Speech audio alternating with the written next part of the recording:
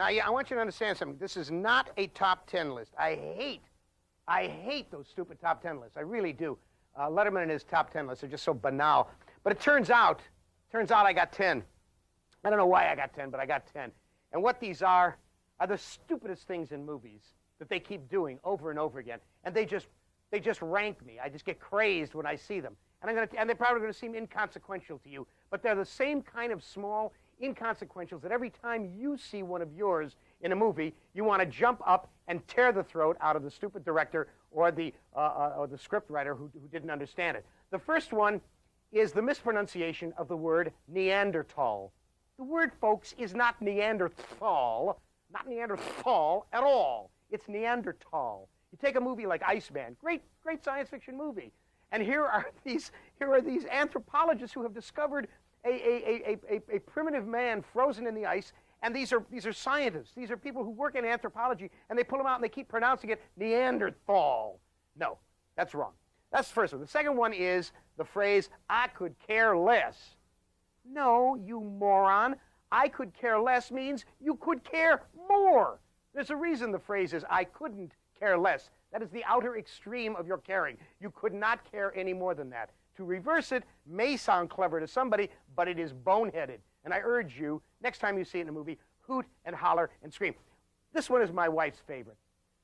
The guy calls at 3 o'clock in the morning. The private detective is wakened up. He picks up the telephone. The guy says, I have the information you want. I can tell you who the murderer is. Well, tell me. No, not now, not over the phone. Meet me in the warehouse at 4:15.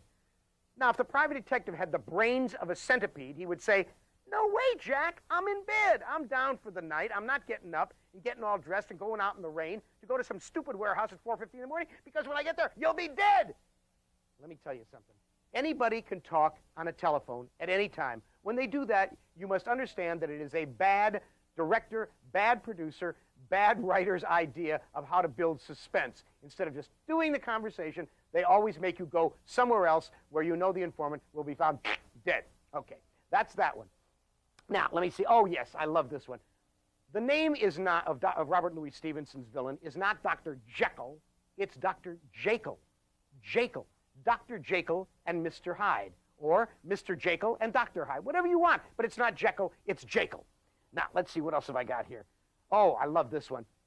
Guy says to him, you're going to walk away from me just like that? And the other one goes, just like that. If I hear just like that one more time, I will put my fingers in the nose of the speaker and yank it off his face, okay? The next one is leaving the lights on.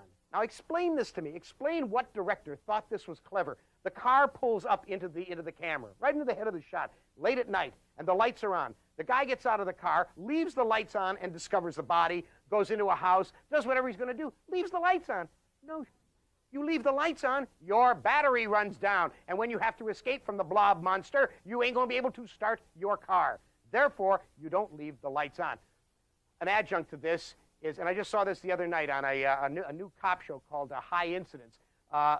David Keith pulls up in front of his house in Los Angeles. The window is open. He's got his arm sticking out of the window when he pulls up, leaves the door unlocked, leaves the window down, and goes in his house, picks up his kid and goes in the house. Apparently, he's in for the night.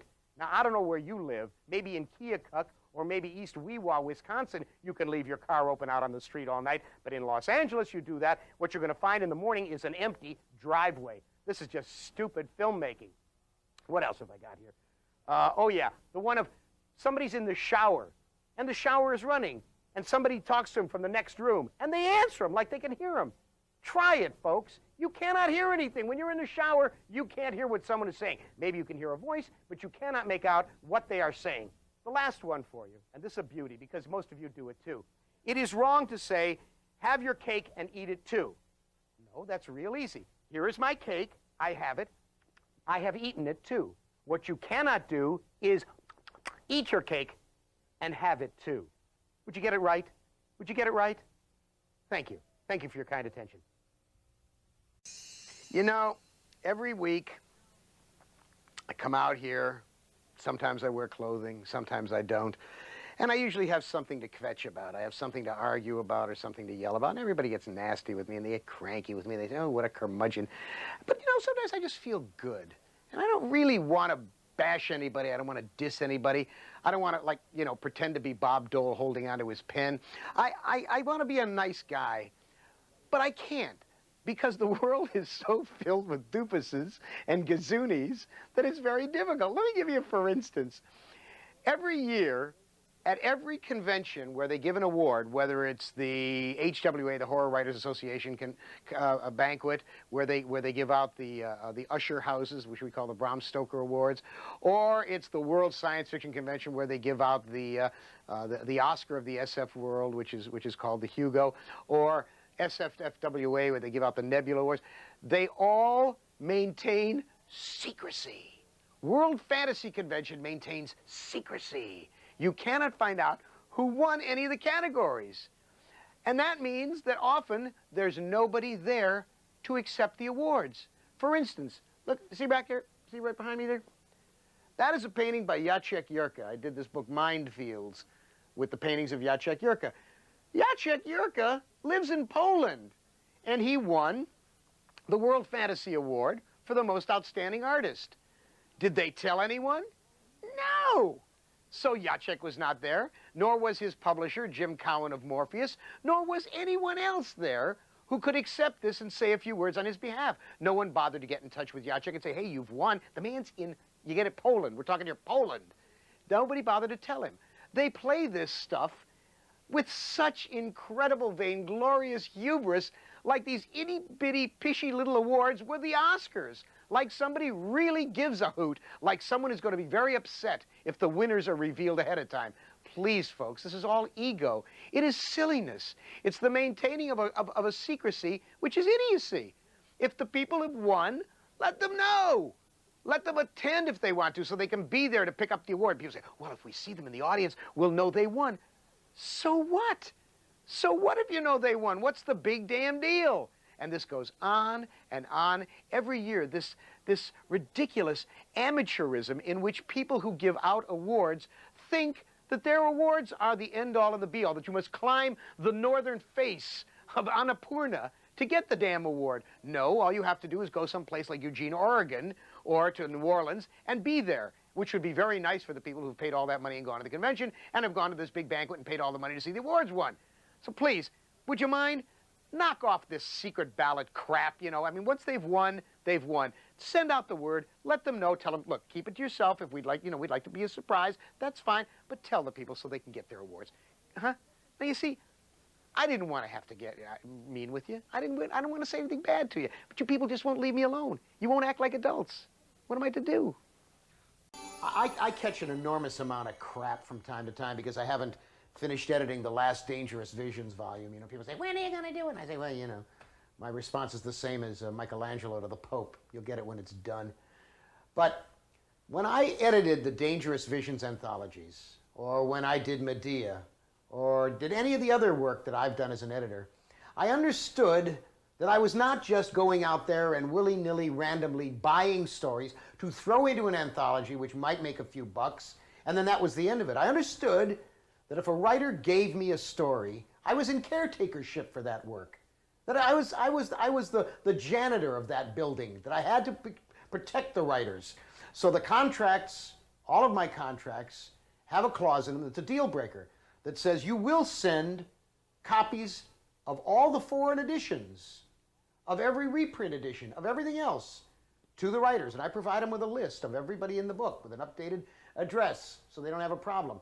Now, publishers find this very annoying. A lot of them won't sign contracts with me because that's too much trouble. It's too much trouble. It's too much trouble to provide to the people who wrote the damn stories a copy of the books? Well, they don't. You talk to any number of writers in this field. I don't care whether it's somebody at the top like Paul Anderson or somebody, you know, who's only been writing for a few years like Adam Troy Castro or Esther Friesner or something like that. They've written, you know, they've been going around for a number of years, but they're not long timers. And they'll all tell you they don't have editions of their books printed in Spain or Germany or Japan because it's just too damn much trouble. It's too much trouble for the publishers to get them. Well, it's a deal breaker on my contracts. I make sure that everybody who was ever in Dangerous Visions, or again Dangerous Visions, or will be in the last Dangerous Visions, when and if, not if, when, get that book.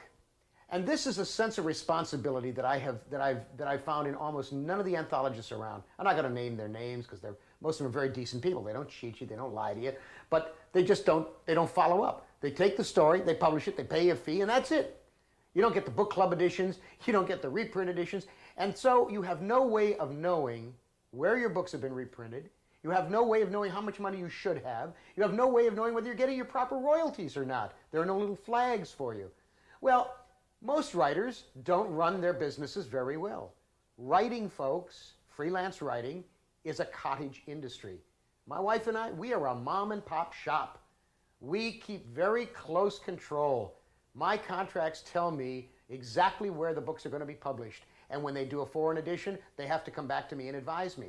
I don't charge them extra money, or maybe $100, something like that. But I know there's going to be a Japanese edition. I know there's going to be an edition in Finland. I watch out for that. But do the writers in this industry pay any attention to that? No. They take a very short-term look. They don't keep their offices in good shape. They don't keep their papers in good shape. They don't worry about whether the magazines have been properly copyrighted. Their stories could be in the public domain. They wouldn't know any better. Well, I figured I would mention it to you because it's an ongoing problem. I'm speaking now to anthologists. There are dozens and dozens and dozens of you out there. Every jumped-up amateur who ever went to a science fiction convention thinks he or she can be an anthologist. Well, live in that fool's paradise if you will. I know you will snooker a lot of writers into sending you stories. But if you do, then you must understand that you're in caretakership. You have to do a certain number of things to keep that work viable, meaning life-supporting, meaning bringing in money for the writers. And writers, if you don't hold their feet to the fire, you're as big stummies as I think you are.